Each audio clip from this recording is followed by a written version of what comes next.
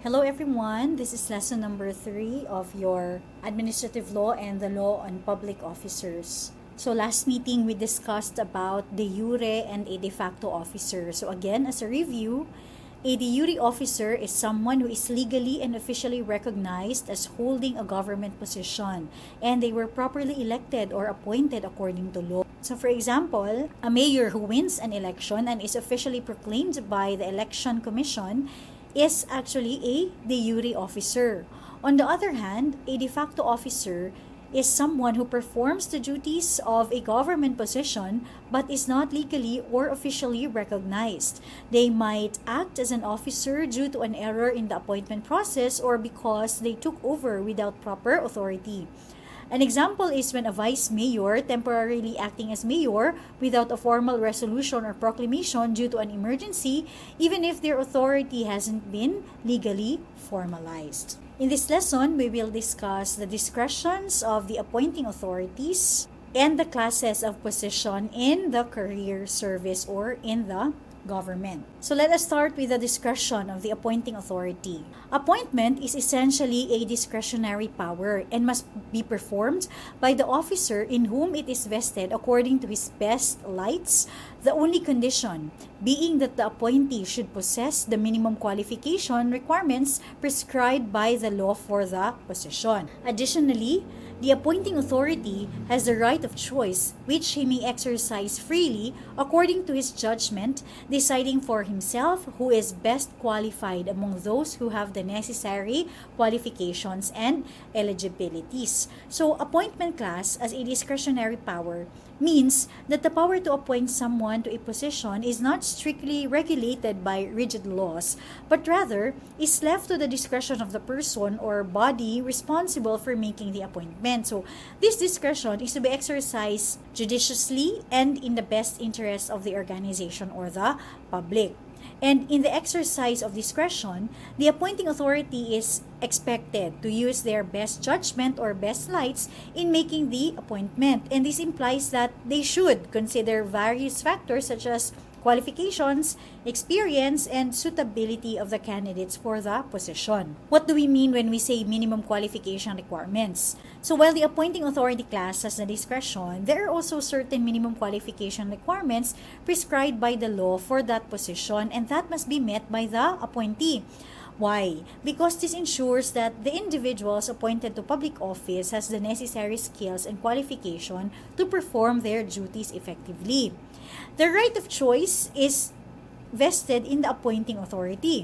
Therefore, he has the freedom to choose from among the eligible candidates who meet the minimum qualification requirements, and they can freely exercise their judgment in determining who they believe is best fit for the position. That is why in electing, persons in public office, make sure that they also have good educational backgrounds, good characteristic, good wisdom, good attitude, because even if these applicants are ranked, the decision is still vested in the appointing authority. So for example, class, the mayor needs an administrator. So ang daming nag-a-apply, no? But because being an administrator means that you are appointed based on the trust and confidence of the mayor, so kung sino lang din yung pinagkakatiwalaan niya, yan lang din yung magiging administrator. So kawawa yung ibang more capable naman.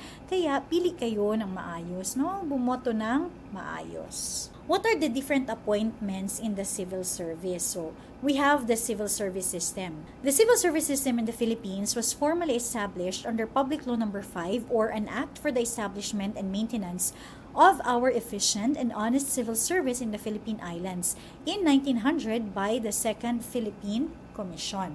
A civil service board was created composed of a chairman, a secretary, and a chief examiner.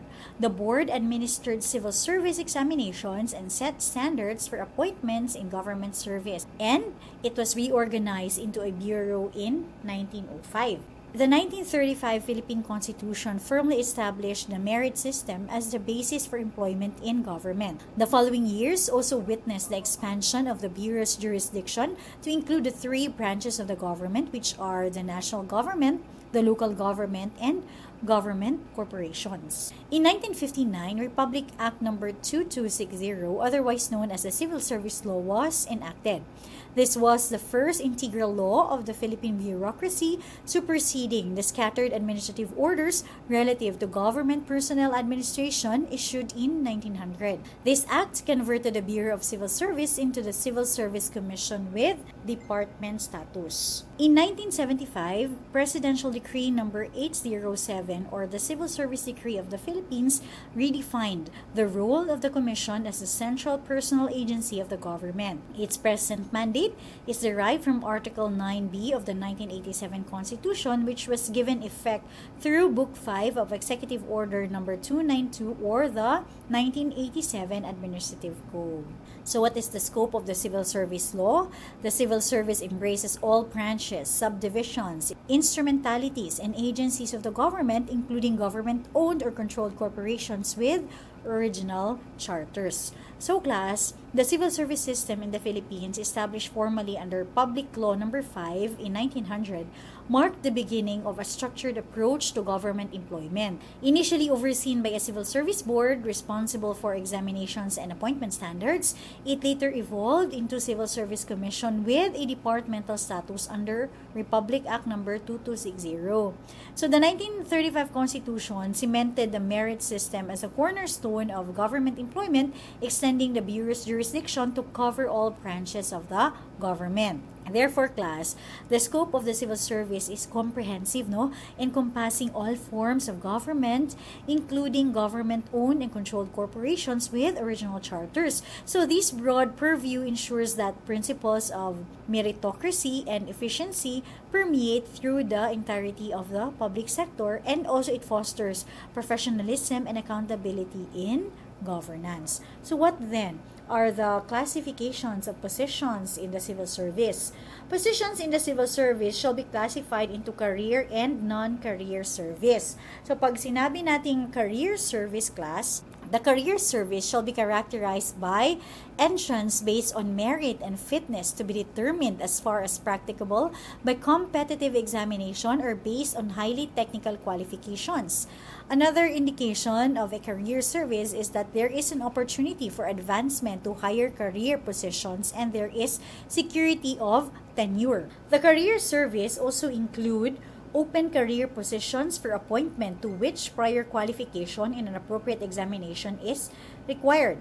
Closed career positions which are scientific or highly technical in nature include the faculty and academic staff of state colleges and universities, and scientific and technical positions in scientific or research institutions which shall establish and maintain their own merit system. Number 3, positions in the career executive service, namely undersecretary, assistant secretary, bureau director, assistant bureau director, regional director, assistant regional director, chief of department service, and other officers of qualified rank as may be identified by the Career Executive Service Board, of all whom are appointed by the President. Number 4, career officers other than those in the Career Executive Service who are appointed by the President, such as the Foreign Service Officer in the Department of Foreign Affairs. We also have commissioned officers and enlisted men of armed forces of the Philippines, which shall maintain a separate merit system. Number 6,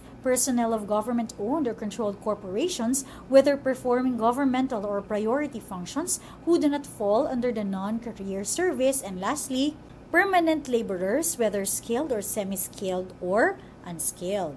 So there are different classes of positions in the career service. Classes of positions in the career service appointment to which requires examination shall be grouped into 3 major levels, and they are as follows. So number 1, the first level shall include clerical, trades, craft, and custodial service positions which involve non-professional or sub-professional work in a non-supervisory or supervisory capacity requiring less than 4 years of collegiate studies. So kung sa second level tayo, it shall include professional, technical, and scientific positions which involve professional, technical, or scientific work in a non-supervisory or supervisory capacity requiring at least 4 years of college work up to division chief level. And last one is the career executive service. So what do we mean kanina, class, when we said that one of the characteristic of a career service position is that it must be entrance based on merits and fitness.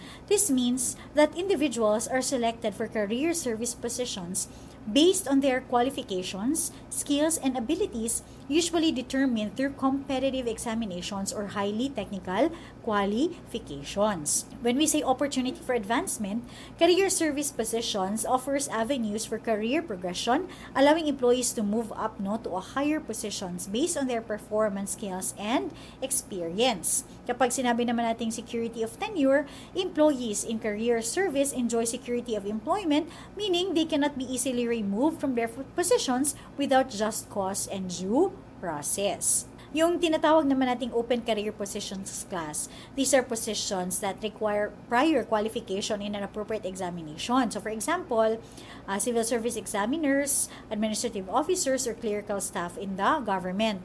Pag closed career positions naman, these are highly specialized position requiring scientific or technical expertise. So example of this are faculty members in state colleges and universities, researchers in the government, scientific institution, or technical staff in research facility. So, meron silang kanyang sariling ranking nito. Yung atin namang career executive service position, so ito yung mga high-ranking government officials natin, mga Bureau of Directors, Regional Directors, Assistant Regional Directors, okay? Pag career officers, apart from the career executive service, there are career officers appointed by the President, yung discretion ng President. The Armed Forces personnel, yung mga commissioned officers natin and enlisted personnel, meron din silang merit system within the career service. Personnel of government-owned and controlled corporations, these are employees of GOCCs performing proprietary functions. Pag sinabi naman nating classes of positions in the civil service, pag first level, second level, third level, ang first level class involves non-professional or sub-professional work. Usually, non-supervisory siya and requires less than 4 years. So, you can still work in the government even if 2-year college graduate ka lang or hindi mo natapos yung college level mo. Pag second level, ito yung mga technical works na kailangan college graduate ka, kung head of office ka. And ang third level naman covers position in the career executive service. So, ito na yung mga high managerial and executive roles in the government. Except as herein otherwise provided, entrance to the first 2 levels shall be through competitive examinations. Diba, pag mag-career service exam ka, merong prof and sub-prof. So, which shall be open to those inside and outside the government service who meet the minimum qualification requirements. So, entrance to a higher level does not require previous qualification into the lower level. So, hindi kailangan po na ipasa mo muna yung sub-prof bago ka maging prof. If you meet the number of units, if you're a college graduate, then automatically pwede ka sa professional level. Entrance to the third level shall be prescribed by the Career Executive Service Board. So, ito yung mga CESO passers natin. Let us go to non-career service. So, this shall be characterized by entrance on basis other than those of the usual tests of merits and fitness utilized for the career service, and tenure, which is limited to a period specified by law or which is coterminous with the appointing authority or subject to his pleasure, or which is limited to the duration of a particular project for which purpose employment was made. Okay. The non-career service shall include elective officials and their personal or confidential staff. Okay, sila yun. Secretaries and other officials of cabinet rank who hold their positions at the pleasure of the President at their personal or confidential staff. Chairman and members of the commissions and board with fixed term of office and their personal or confidential staff. We have contractual personnel or those whose employment in the government is in accordance with a special contract to undertake a specific work or job requiring special or technical skills not available in the employing agency to be accomplished within a specific period, which in no case shall exceed 1 year, and performs or accomplishes the specific work or job under his own responsibility with a minimum of direction and supervision from the hiring agency and emergency and seasonal personnel. So, yung entrance class on basis other than merit and fitness test. No, unlike the career service, entrance into non-career service position is not primarily based on competitive examinations or merit-based assessment. So instead, class, yung mga individual na ito, they may be appointed to these positions through other means such as, political appointment, personal recommendation, or specialized skill set. Ang tenure naman po ng non-career service position is typically restricted in various ways. So it may be limited by law to a specific period aligned with the term of the appointing authority. Doon tayo sa examples of non-career service positions. Yung ating pong mga elective officials and their staff. This includes elected into public office such as mayors, governors, and congressmen, as well as their personal and confidential staff. Meron din tayong cabinet level officials. Ito yung mga secretary na holding cabinet rank who serve at the pleasure of the president. Yun naman pong chairman and members of the commission and board. Ito yung mga individuals appointed to positions with fixed terms such as members of regulatory bodies and commissions. Yung contractual personnel natin, projects na requiring lang mga specialized or technical skills not readily available within the government. And ating emergency or seasonal personnel or workers. What then are the kinds of appointment in a career service? So, meron po tayong permanent and temporary or acting. So, permanent, issued to a person who meets all the requirements for the position to which he is appointed, including the appropriate eligibility prescribed. It lasts until lawfully terminated. At yung temporary or acting po, or issued to a person who meets all the requirements for the position to which he is being appointed except the appropriate civil service eligibility. So it shall not exceed 12 months, and the appointment may be replaced sooner if a qualified civil service eligible becomes available. So when we say permanent appointment, class, it is issued to an individual who fulfills all the requirements for the position they are being appointed to, including possessing the appropriate civil service eligibility. So once appointed, the individual holds the position indefinitely until their employment is lawfully terminated, either due to resignation, retirement, dismissal for cause, or other lawful reasons. So permanent appointments provide job security and stability to employees within the career service. Yun naman pong temporary or acting appointment is issued to an individual who meets all the requirements for the position they are being appointed to, except lang for possessing the appropriate civil service eligibility. So these appointments are typically made when there is a temporary need to fill a position, such as during the absence or vacancy of the regular appointee, or when there is an urgent need for someone to perform the duties of the position.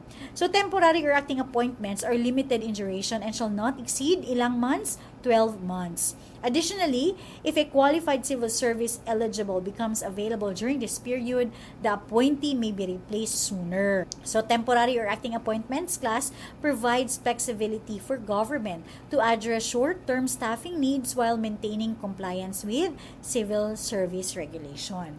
So in Quadra versus Cordova, the Supreme Court defined a temporary appointment as one made in an acting capacity, yung ating mga OIC, the essence of which lies in its temporary character and its terminability at the pleasure by the appointing power. Thus, the temporary appointee accepts the position with the condition that he shall surrender the office when called upon to do so by the appointing authority. Such pre-termination of a temporary appointment may be with or without cause, as the appointee serves merely at the pleasure of the appointing authority. The Supreme Court has ruled that where a non-eligible holds a temporary appointment, his replacement by another non-eligible is not prohibited. Okay, so read nyo itong mga cases na ito, ha. Orias versus Tribo, Peña versus City Mayor of Asamis, Quezon versus Villanueva and the City of Bacolod, Montero versus Castellanos, and Cuñado versus Gamos. Where the appointee does not possess civil service eligibility, the appointment is considered temporary. The subsequent acquisition of the required eligibility will not make a temporary appointment permanent. So, kailangan mo ulit ng new appointment, not merely a reinstatement is needed.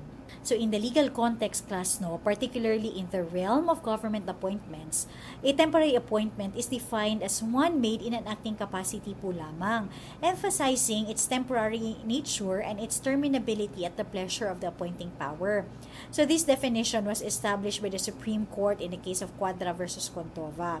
It implies, class, that the individual appointed to a temporary position understands, so kailangan maintindihan mo at tanggapin mo rin that your tenure is subject to the discretion of the appointing authority and can be terminated at any time with or without cause as deemed fit by the appointing power. So the temporary appointee acknowledges the condition that they may be required to surrender the position whenever the appointing authority decides to do so. This means that individuals serving in a temporary capacity holds the position with the understanding that their appointment, of course, is provisional and may be revoked at any time by the appointing authority. So furthermore, class, yung ating Supreme Court naman has clarified na, what if you are non-eligible and you hold a temporary position? Tapos pinalitan ka ng non-eligible din in a temporary position din naman. This underscores that the discretionary power of the appointing authority in making temporary appointments and the flexibility afforded in addressing staffing needs means replacing one temporary appointee with another who lacks the requisite eligibility for the position is still valid. So, dito naman tayo sa approval and recall of appointments by the civil service. So, among the powers and functions of the civil service class is to approve all appointments, whether original or promotional, to positions in the civil service except those of presidential appointees, members of the armed forces of the Philippines, police forces, firemen, and jail guards, and disapprove those where the appointees do not possess appropriate eligibility or required qualifications. The Civil Service Commission is not empowered to determine the kind or nature of the appointment extended by the appointing officer, its authority being limited to approving or reviewing the appointment in the light of the requirements of the Civil Service Law. When the appointee is qualified and all other legal requirements are satisfied, the Commission has no choice but to attest to the appointment in accordance with the Civil Service laws. Ano ibig sabihin ng mga ito? So, sa Philippines, class, ang ating civil service system, no? Si Civil Service Commission plays a crucial role in ensuring that appointments to government positions adhere to established laws and regulations. So, isa sa mga key functions niya is to approve or disapprove appointments to positions in civil service, excluding certain categories like presidential appointees, no, hindi na pwedeng pakialaman to, armed forces of the Philippines, police forces, firemen, jail guards, no? However, it is also important to note that the Civil Service Commission's authority is limited lang po to reviewing appointment based on the eligibility and qualification requirements set by the Civil Service Law. So, for example, class, no, let's consider a scenario here in the Philippine government setting. So, the mayor of the municipality decides to appoint a new department head for the local health office. So, the mayor selects a qualified individual who has passed the necessary civil service exams and possess the required qualification for the position. So, once the mayor submits the appointment to the civil service for attestation, yung role po ng civil service is not to determine the type and nature of the appointment, whether it's temporary, no, or acting. But rather, kailangan niya lang pong i-verify that the appointee meets all the legal requirements specified by the civil service regulation. So, kung yung appointee naman po ay nag-fulfill all the necessary conditions laid down by the law, such as possessing the appropriate eligibility and qualifications, si civil service po ay merong ministerial duty to attest to the appointment.